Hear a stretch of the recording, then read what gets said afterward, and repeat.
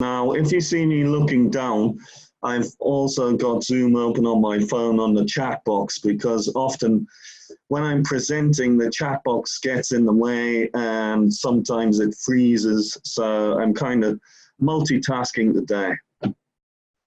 So today we're going to talk about comparing two charts, and we'll be interpreting a table and making comparisons.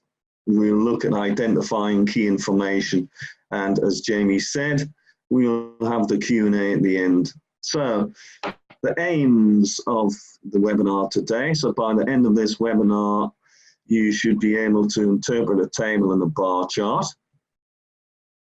Select the key features of a chart or table.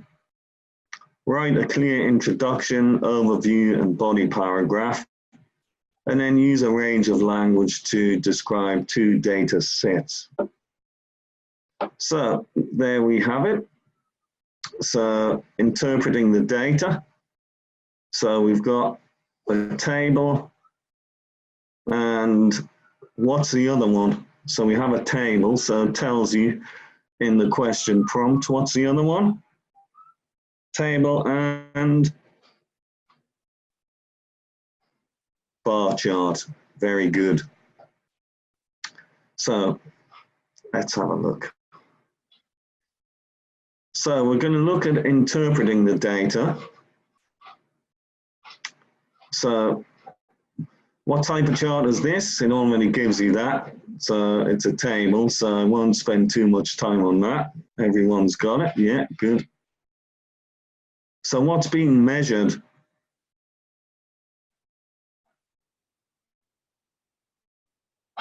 What is being measured?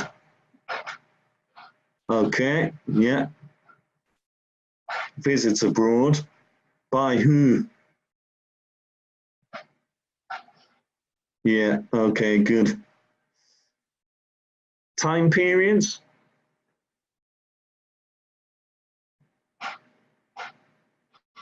Yeah, very good.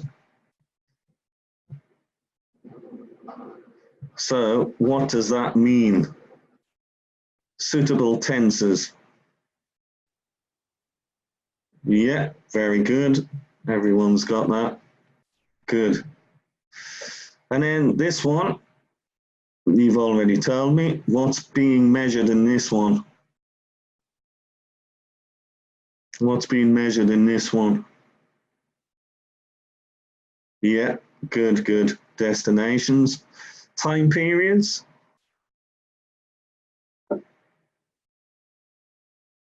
Yeah, someone's well ahead of me there. The same. Yeah, good, good. And then tenses. The same. Okay, very good. So it looks like we've got some good writers here again this week. So identifying the key features. So what does the data do? So have a look at it. Tell me what the data does.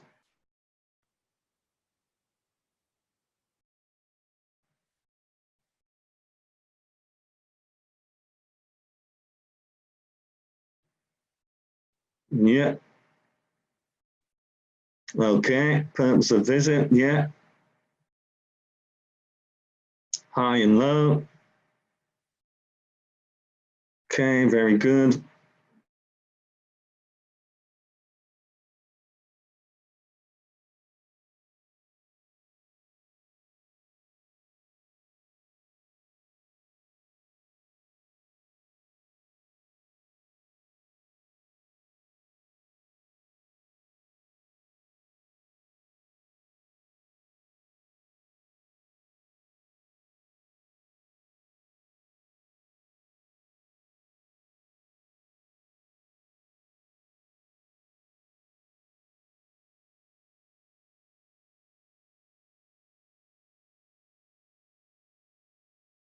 Just a sec.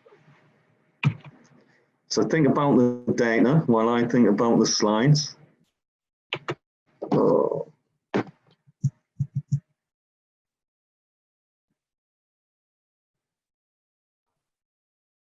Hi, Stephen. Can you hear me okay? I can hear you. I don't know what's happened. Yeah. but my screen has gone blank. Just a sec. Yeah.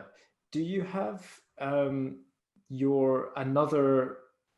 Have you joined as another panelist or attendee? I have. You might want to close that one because I think it might be affecting the quality. So if you've got it open on another device, maybe if you shut that down. Yeah, let me just do that. Speed things up. We've Yep. got multiple devices, people, so once we have that, okay, just gonna leave. That's me gone. Okay, let's see what happens. There we go. That worked perfectly. So there we are. Does it go up or down? So what's happening with the data? I'll just open the chat box here. Can I just check? Okay, guys, we had some technical problems, but can you hear us and see us? And most importantly, can you hear and see Stephen clearly now? Yep. Okay, brilliant. That's good. Fantastic. Okay, good stuff, guys. Enjoy the rest of the presentation. All right. Okay, so most of them increased, Janet. Yeah, that's correct. Hope, yeah, increase. Highest and lowest, what have we got?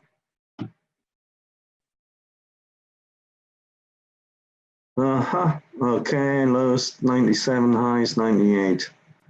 Okay, good. Anything slightly different? Okay, well, we've got most people traveled for holidays. Yeah, lowest as other reasons, good, yeah. And decreased in 95. So overall, the number of visits increased. Okay, good. All right.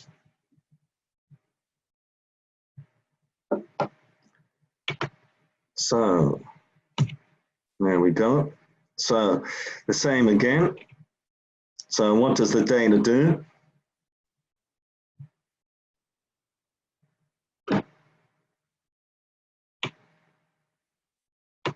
Oops. Just close that. Yeah. So some slightly, yeah, or kind of doesn't change so much. Okay. Data increased. Yeah. Okay, good. So up or down, everyone has given me the answer. Yeah. Highest and lowest. Well, pretty much. Yeah. Yasmin, North America's lowest. Europe obviously stands out by a large amount. Any similarities? So remember, when you're looking at something like this, think of big, little, similar. So yeah, we've got big, Western Europe, good.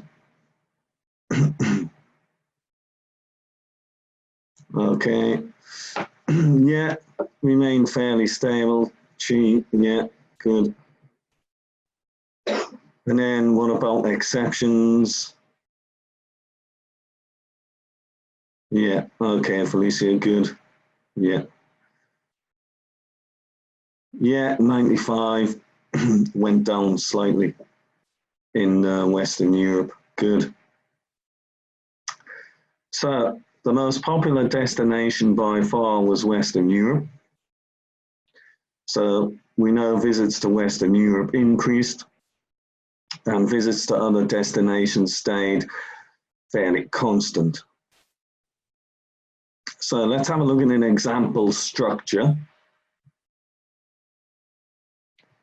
So we'll have our introduction, our overview, body A, body B, and we'll give the details. Now, just before we look at this, are you going to do your task one first, or are you going to do it last? So what are you going to do if you're doing your writing? Okay, good. Good. Yeah. So there's a lot of people saying first, you should always do your task 1 last, as the task 2 counts for more marks. Okay, if you don't finish your task 2, you've got a big problem. Right, so let's look at the structure. So we'll state what the charts show by paraphrasing the title. So we'll have 1 or 2 sentences. We'll outline 3 or 4 main points, trends and events, again 2 to 4 sentences. For overview, body A is going to describe the first chart, giving specific data and examples, again 3 to 5 sentences here. And then body B will describe chart 2, giving specific data and examples, so 3 to 5 sentences. So we need to write an introduction. So as usual, we'll paraphrase the title. And we can use synonyms and grammar transformation. And we need to be accurate and precise. So don't write too much. So you don't want a list of more than 5 items, okay? So we've got shows, people, abroad, why they traveled. So we'll see if we can transform some of this. And then we've got the period 94 to 98. And then also in the table itself, we've got UK residents. So the table, so how are you going to replace shows? I'll just open my chat box so I can see you. Okay. Okay. I would avoid using depicts, Galaxy, okay? And describe is usually something that's spoken. Okay. Points out, not really very formal. Demonstrate, Suzanne, I wouldn't use. If you demonstrate something, you really show someone how to do something. So we'll choose illustrates. And then why they traveled. So the something why. Yeah, good. Everyone's got that. Reasons why. And then people. What are we going to put in there?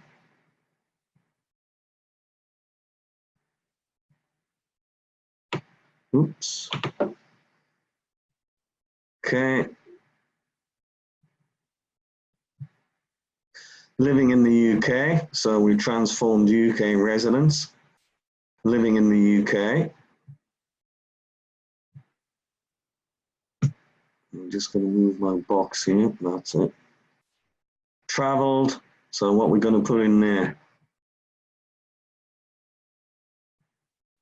So think about, yeah, good. I didn't even have to tell you. Everyone's quick. So overseas. And then something 94 and 98. Okay. Good. So between, yeah. Right. So now we look at the bar chart. So the chart shows their destinations over the same period.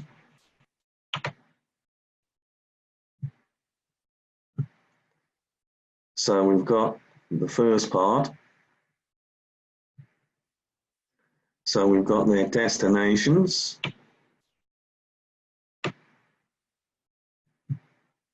And then the same period.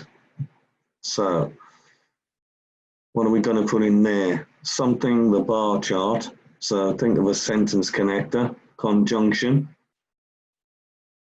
Yes, Chudal, good. While the bar chart shows, I'm Just going to move that a sec. Y chose to this period. So what are we going to put in there? Okay, I saw that there. During this period. Okay, good. Very good.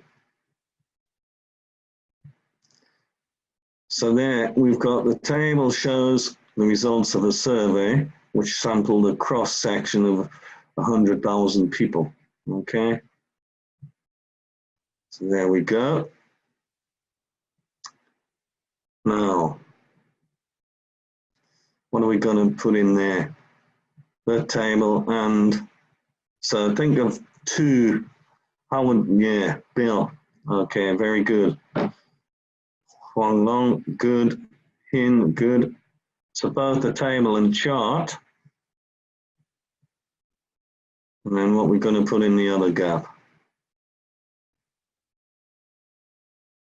Okay. Well, I'll paste. Can't quite see that because my chat box is in the way. Well, based on a survey of 1,000 people. Okay, so we've just transformed that, yeah, based on, so we've transformed a cross section of. Okay, very good. Right, so we need our overview. So if you look at a band 5 descriptor, recounts detail mechanically with no clear overview, there may be no data to support the description. If we look at 6, we've got presents an overview with information appropriately selected. And then the magic 7 presents a clear overview of main trends, differences, or stages. Okay. So for our overview, most people traveled for holidays. The number of visits abroad increased over the period, we know that. The most popular destination by far was Western Europe. Well, that was shown in the bar chart. Visits to Western Europe increased, we know that. And visits to other destinations stayed relatively constant. Okay. So let's have a look. So I'm going to put in an example together. So see if you can fill in the gaps. What do you think are going to go in the first? What are we going to use first when we write an overview? Megumi, overall, Rachel, Christoph, yeah, Sarah. So overall. So look at the table. Something travel, holiday. Okay, Ricardo, good. Was, so we need 2 words in here. Okay, Suzanne, good. By far the most popular. What's going to go in this blank here for going abroad? Abroad. The most popular what? Got choice, purpose, excuse me, reason. Okay, good. And then what are we going to put in there?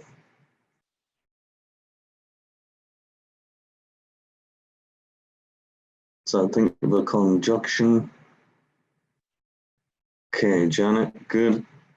While the total number of overseas trips over the period. So what are we going to put in there? Well, Huang Long, yeah, Stacey's got it there. Naresh, very good. Over the period, right up. Very good. So let's have a look at this. By and large, what? The was Western Europe. Whoa, Megumi, very good, very good. So by a large margin, what's going to go in there? Something popular. Okay, Suzanne, Ricardo, yeah, Hinpu, yeah, good. Most popular travel destination was Western Europe, very good. Something increased in popularity. So the most popular travel destination was Western Europe.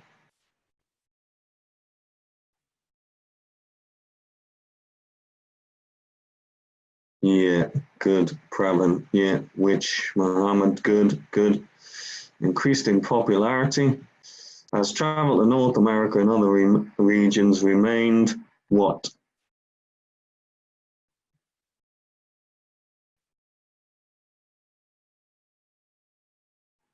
Okay.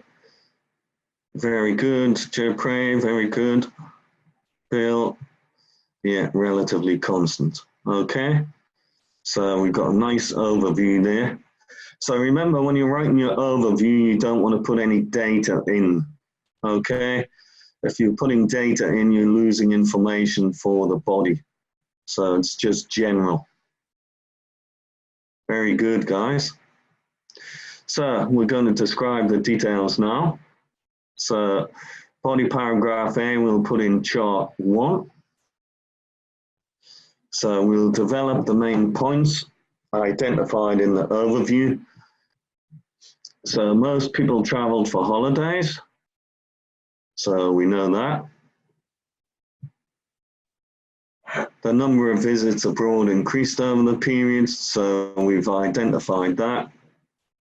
And then we'll give some specific data to support the examples.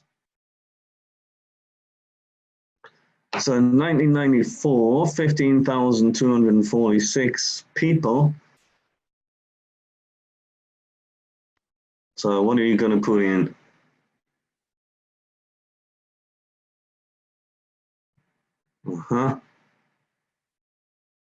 Okay.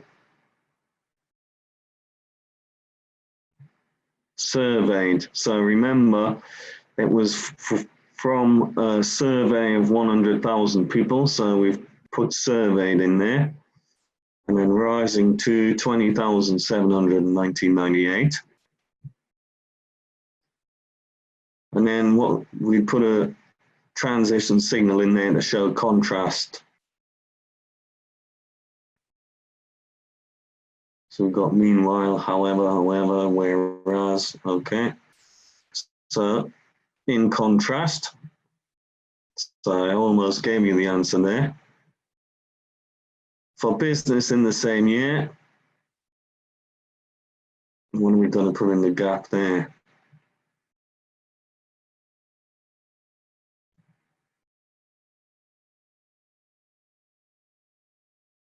Okay. Followed by 3,181 who visited family and friends. Good, Sally, very good.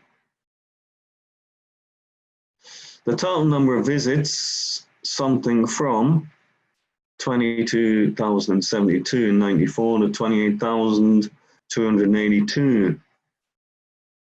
Okay, increased. Good. And then the number traveling for other reasons. So put another transition.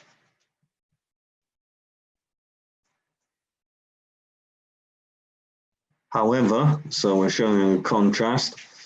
The number traveling for other reasons. What are we going to put in the gap there? Suzanne remained. Okay, very good. Stayed. So someone said that there. I missed the name. Everything's going too fast. So, yeah. Good, V. Very good. Papas, yeah, good. So that was body A. So let's have a look at body B. we'll do the same. Develop main points of view identified in the overview. So we know the most popular destination, Western Europe. Visits to Western Europe increased, and visits to other destinations stayed constant. Okay, good. Right, let's have a look. So visits to the most popular destination, Western Europe, increased from just under 20,000 in 94 to, okay, not so sure about that. Okay, marginally, steadily, significantly, yeah.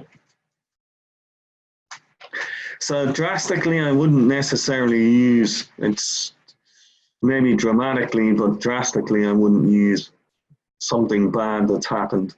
So 94 to, what we're going to put in there, just Stacy, yeah, good. Slightly below, yeah, just below, slightly below 25,000 4 years later. So far, so think about another word for less. So, okay, yeah. So far fewer people traveled, yeah, to other areas of North America. In 1998, the figures were, so what are we going to, if we don't know for sure,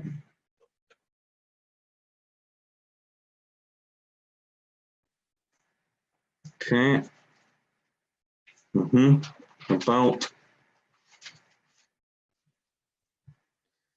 so approximately, if we don't know for sure, yeah, so with a bar chart, or if you've got a line graph, we would use these words because we can't obviously put a line across there to get the exact amount.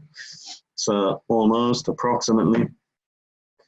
And then what would we put at the end there? 2,400 and 2,300 LGX power. Yeah, good. Respectively. Having experienced little over the period. So what are we going to put in there? Little gives you the clue. So what are we going to put in there?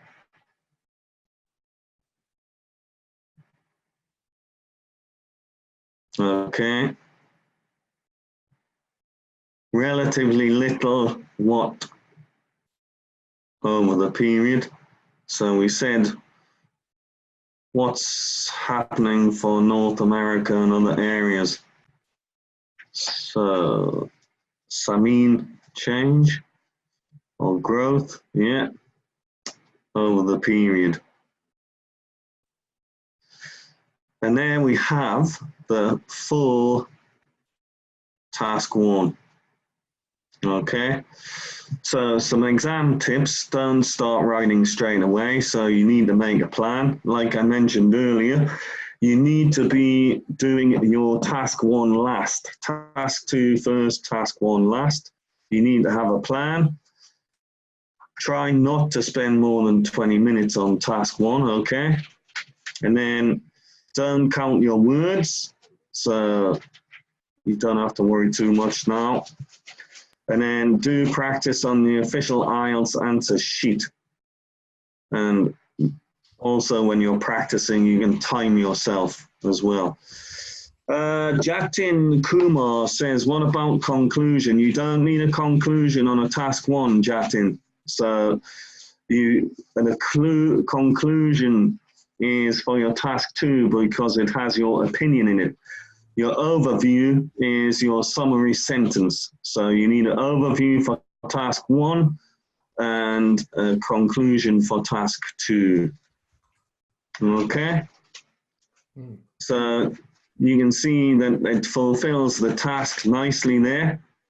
We've got all the key features that need to be pointed out. We've got a clear overview, and we've rephrased and transformed the question prompt. So, okay. Excellent. Well done, guys. Okay. So we'll have a look at some questions. Fantastic. Thank you very much for that, Stephen. That was great presentation. Quite a complex task with different parts to it, guys. So I know this one was quite challenging. We will have lots of time to discuss your questions on it, so feel free to ask. You can put the questions you have into the Q&A function. So if you can ask them via the Q&A, we'll discuss those ones first. So excellent, guys. Let's see.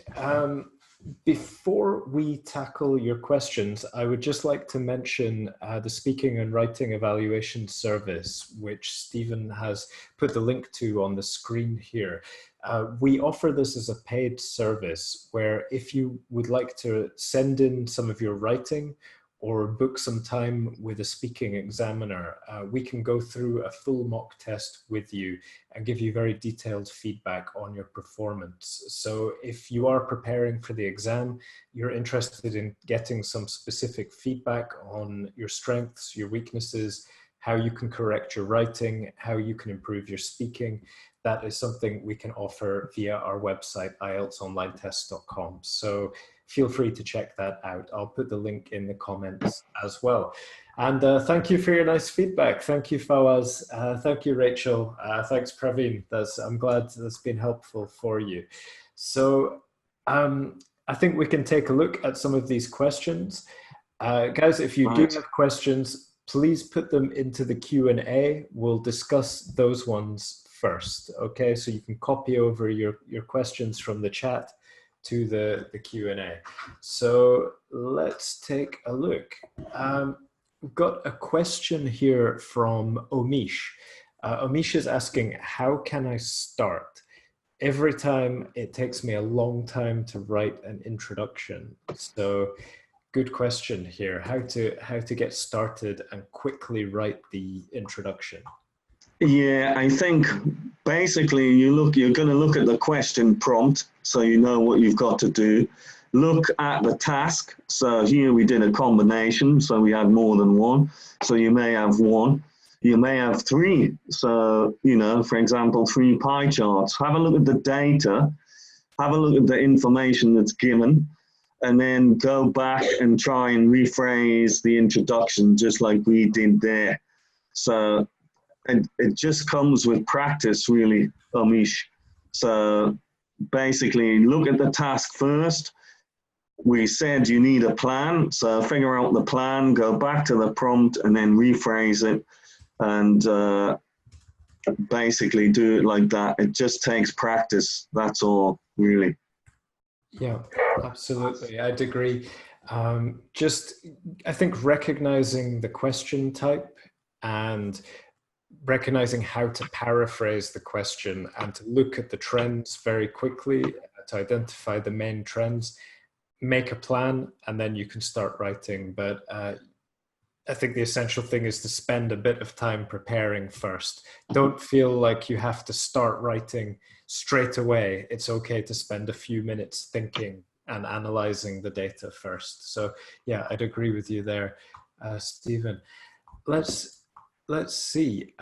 We've got a few requests. Stephen, could you maybe get back to like the original question? Yeah, so, no problem. And then people can show that. Yeah, we'll do that just now, Basit. So let's see. We have a question here from Aaron, which is in task 2. How can we paraphrase the question? Can we give some key words or key techniques for paraphrasing the question? That's an interesting question. I mean, there's 2 ways you can do it. You can paraphrase the question, or you don't paraphrase the question and you just use for example, you have a sentence to start off, which we would call a hook, which would be an interesting comment on the topic, but you're still probably going to be rephrasing the question to a degree. So just think about the synonyms. What other words would you use? And then obviously the thesis is going to be important for your last sentence. So you're going to outline some of your ideas that are going to come in the rest of your essay. Your ideas will come from your brainstorming. So you'll be including those in your introduction. Yeah. It's all about synonyms, really. I mean, we mentioned this quite a lot, and one thing I would do is have a look at the academic word list, yeah, and, you know, look at some of the topics and develop a broader range of vocabulary to help you kind of rephrase some of these questions.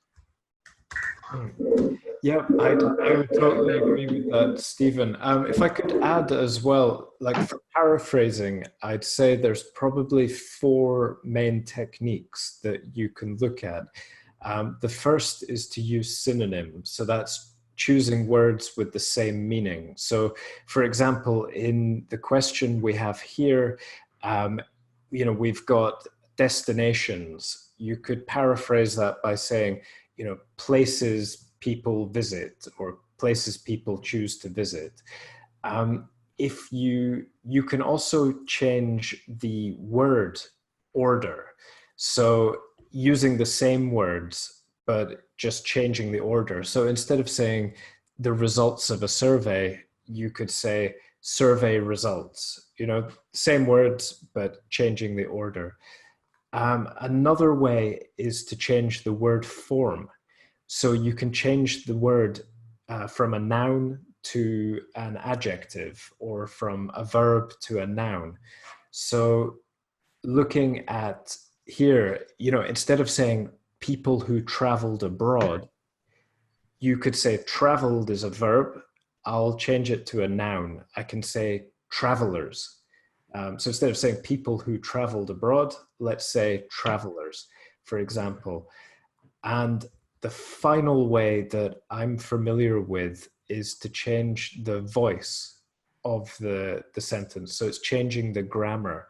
So you can say, is it an active sentence or a passive sentence? So think of an example here. There's not really a way to change this sentence, I think, to passive, but if you check out some of our other writing webinars, particularly for task 2, you'll be able to see some more examples of this. But those 4 techniques for paraphrasing, if you practice each of them, that should help you to paraphrase your introduction pretty clearly. Okay, great. Let's see. We've got quite a few questions to get through, Stephen. I hope I can see a few in there, yeah. So let's see. We've got one from,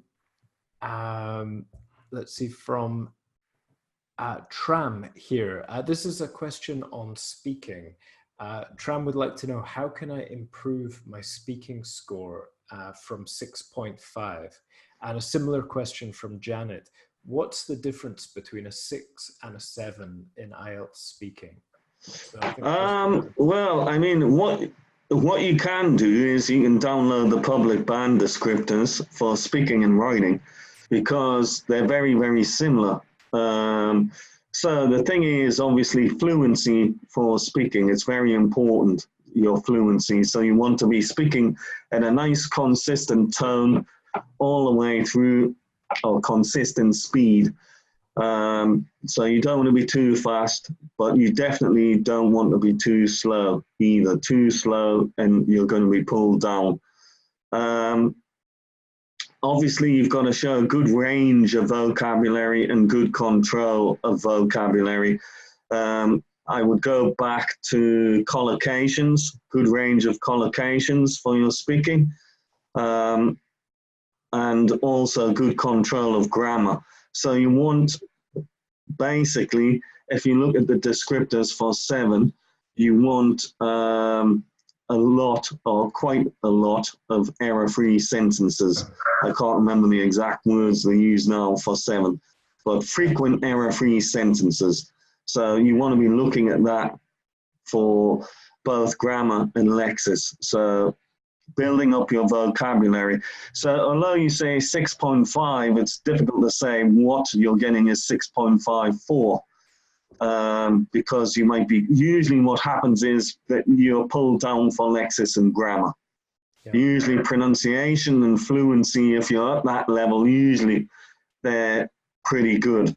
But pronunciation, for example, intonation, if you were speaking like, I would like to talk about, well, your intonation's all over the place. So, you know, you need to, I really love ice cream. Yeah, you're putting intonation on the correct words, and you do not have a monotone voice like this. Yeah, because some people, they just speak with the same tone all the way through the test. So there's a number of different things to think about, but it would have to be specific, really. I would have to listen to you and say, well, okay, you need to improve this, I need to improve that. But those are some of the things you need to do, or some of the things you need to avoid. Yeah, absolutely. That's a great answer. Thanks, Stephen. So we've got a question from Edwin here. Hello, he's new. Kindly assist and guide me to pass my IELTS exam. Edwin, we'll do our best. Okay, you can check out the rest of our webinars on YouTube, join our Facebook group as well, and we'll do our best to help you with your exam. So welcome in. A couple of related questions people have about the introduction and the overview. So I think there's some confusion between after the introduction, how can I begin my overview? Should the introduction and the overview be separate paragraphs? What should I include in each of those paragraphs? Yeah, I mean, basically, your introduction is, here obviously we're talking about 2 charts, so we're introducing, the introduction is a little bit longer than it would be if it was for a single chart. But think about what the subject is, where is the subject, and when is the subject. So that's your general statement to introduce what you're looking at. Yeah, so here we were looking at 2 charts. So let's just say you're looking at 1, and then you're going to rephrase. Remember, you're going to rephrase everything, and then your overview would come after that, and it's fine to keep that separate from your general statement, your introduction. It's perfectly okay to do that, but you're only going to put your overview is the overall trend from the first point in time to the last point in time. So if you've got a line graph, what's the trend from the first point in time to the last? Yeah. So it might be a rising trend, it could be decreasing, it could be fluctuating, or one can stand out and the other 2 may not. So for example, the population in Washington increased dramatically, whilst in the other 2 counties, the population fell, something like that. So only general, you don't want any data in there. So it's perfectly okay to keep them separate. Yeah, no problem at all. Yeah, definitely. I agree with that. And I'd say as well, that kind of answers your question, Hamsatu, who says they have difficulty in interpreting graphs, tables, bar charts. What can I do about this? I would do the same as Stephen suggested. Just ask yourself, when you look at the graph, you know, what are the high points? What are the low points? What changes can you see? And you know, are there any exceptions, anything that doesn't follow the same trend? If you ask yourself those questions as you're looking at the graph, the answers to those questions, that will be the main idea of your overview paragraph. So that can really help you to identify the key trends in the graph. Okay. A question from Christoffel. Christoffel is asking, is it okay to use data such as below 1/10? So Christoffel, do you mean, is it okay to use the vocabulary like below 1/10? instead of saying 10%? Or do you mean, yeah, okay, so like you could say 10% or 1,000 instead of 10,000. And Christoffel in the chat, he said yes. So yes, it's absolutely fine to paraphrase those quantities. If you can say, you know, instead of saying 10%, you can say a tenth. Instead of saying 50%, you can say a half. And it's good to use those kind of paraphrase expressions for numbers. So definitely encourage that. A couple of questions from Fawaz and Mona. Do we need a conclusion in task 1? And Mona asks, do we always need a conclusion for this task? So, in a word, in 5 words. So, just remember, overview, task 1, conclusion, task 2. So, conclusion has got your opinion in it. So, you don't give an opinion in the task 1. So, you just need your overview. So, your overview is summarizing the data. So, it's overall, it's a summary sentence. Yeah, and then the conclusion for task 2, you will be giving, summarizing the main ideas in your essay and giving your final comment or comments on the topic. Okay? Yeah, yeah, excellent. Yep, good question here from, well, first of all, very quick question from Ziaur. Ziaur, from where can we get the official IELTS answer sheet? You can get that on the IELTS website, Ziaur. You can download it from, I think it's www.ielts.com. They have the answer sheet available there. 2 related questions from Fawaz and Megumi about paraphrasing and synonyms. So Megumi is asking, is it necessary to use synonyms when the subject is not especially well known and the usual vocabulary isn't enough? So, you know, there are some words that maybe they only have one, you know, if they have one very clear meaning and it's difficult to find a synonym for them. Should you try to paraphrase it in that situation? I think it's a difficult question to answer, really. It depends on what the topic is. And I'd be careful. The thing is, with using synonyms, you have to be using the synonyms in the correct context. So what tends to happen is a lot of students try to build up their vocabulary by learning, you know, synonyms for different words, but it might not be accurate in that context. It may not be used. So for example, if you remember at the beginning, when I was asking you what would you use for another word for shows, some of you said demonstrate, for example. Well, if you demonstrate something, then you're actually showing someone how to do something. So it's not necessarily appropriate in this context. So you have to be careful that you're using, remember also that in the descriptors for higher bands, you need to be using the lexis accurately. Okay, so, you know, that's going to limit the number of errors that you make. Yeah. So it's about looking at the topics and developing your vocabulary based on those topics. Yeah. Someone might have a lot of vocab for environmental topics, but not much for social issues. So, yeah, absolutely. I agree. Stephen, we're getting some requests to view the whole essay again. Right. Yeah. And skipping to that, we'll show the whole answer for you just now, guys. Yeah, absolutely. I would add to that it's important to show a range of vocabulary, but it's also important to be accurate. And if there are some words you just can't think of a paraphrase for, just keep it as it is. Don't try to paraphrase too much. I would say it's better to be accurate rather than inaccurate when you're paraphrasing. Okay, couple of questions related to the writing here. How many minutes should we spend on the plan? That's a question from Janet. Good question. Oh,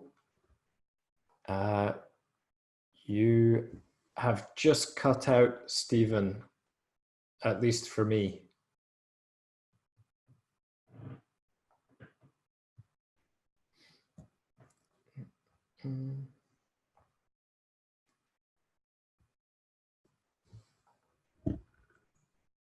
It disappeared. Ah, Yeah. there we go. Are we back? That's it. So We're back. Yeah, okay. Good question, Janet. Yeah. So 10 minutes to write 150 words, really, in general, 5 minutes to organize it, 5 minutes to check it as a general rule. So the more you practice, the easier it'll be. Yeah. But if you think about 5, 10, and 5, okay? Yeah, I'd agree with that. And Fawaz is asking, is it okay if I use numbers in words instead of numbers? So should I write out a number in letters, or is it okay just to use the number? Yeah, well, I mean, you could be writing a hell of a lot of words if it's 15,246. So I would just stick to the numbers unless, I would just stick to the numbers, basically. There's no reason for you to write them out. Yeah, yeah, I'd agree. It's you have less chance of making a spelling mistake as well, and it still counts as a word in your word count. So you can write it faster, and you've got less chance of making a mistake. So yeah, definitely, I would stick with writing the full number, unless you're writing an expression like a tenth or a fifth or a half.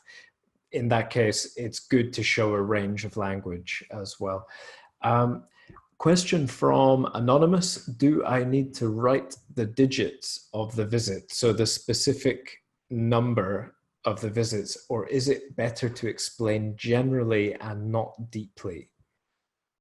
Well, if you're just doing it generally, then you're not really giving the key features. Remember, generally is going in the overview. Yeah, so the key features are going in body paragraph 1 and 2. Like in this example. So you must put in the key features, and you need data to support that. Yeah, definitely. For your overview, you don't need the specific number, but for your details in your body paragraphs, yeah, absolutely must include the figures there. Okay. Very quick few questions here. Would you recommend me to take the computer-based or paper-based test? We have a video on our website, on our YouTube channel, answering this question. So I suggest you go to our YouTube channel, look at our mini questions series, and we have quite a detailed explanation of the difference between the two tests and which one might be best for you. Okay. The word count for task 1, Kasim, is 150. So that's easy enough. And Parul is asking, can the overview paragraph be made last? Can we put the overview at the end? It's a question that always comes up, and yes, you can. You can put it second or last. The reason we teach you to put it second is to make sure you've got it on the page. But you can put it last. It's basically what we call editorial preference. So if it was me, I would be inclined to put it last simply because I could do it fast. But for you guys, where getting above a 5 for task achievement is important, put it second. Yeah, so just put it second. Yeah, to make sure that you've got your overview in there, because it's so important for a band 6 or above. If you leave it till the end, there's a chance that you won't have time to write it properly. So yeah, we always suggest putting it in second as your second paragraph. All right. So everyone, I'm sorry, but we have come up to the end of the session today. So thank you so much for all your questions, and big thank you to Stephen for presenting. You're welcome. Well done, guys. Very good today. Yeah, great work, everyone. So I've put some links in the chat to our Facebook page. We have a new Facebook group as well for IELTS Prep. we have details of our upcoming webinars on our website. We have recordings of our previous webinars on our YouTube channel as well. And if you're interested in having speaking or writing evaluation, you can find that on our website too. So also, I know we didn't have time to get through all of your questions today, but we do check our YouTube channel and we check our Facebook page. So if you want to ask your questions on there, we will be going through them and we can help to answer your questions on there too. So thank you guys. It's great to hear it's been helpful for you. So it's lovely to hear. So yeah, once again, guys, thanks very much. Big thank you, Stephen. You're welcome. Bye, guys. Yeah. And, see you next time. Cheers. Bye for now. See you, Stephen. Bye, Jamie. Bye.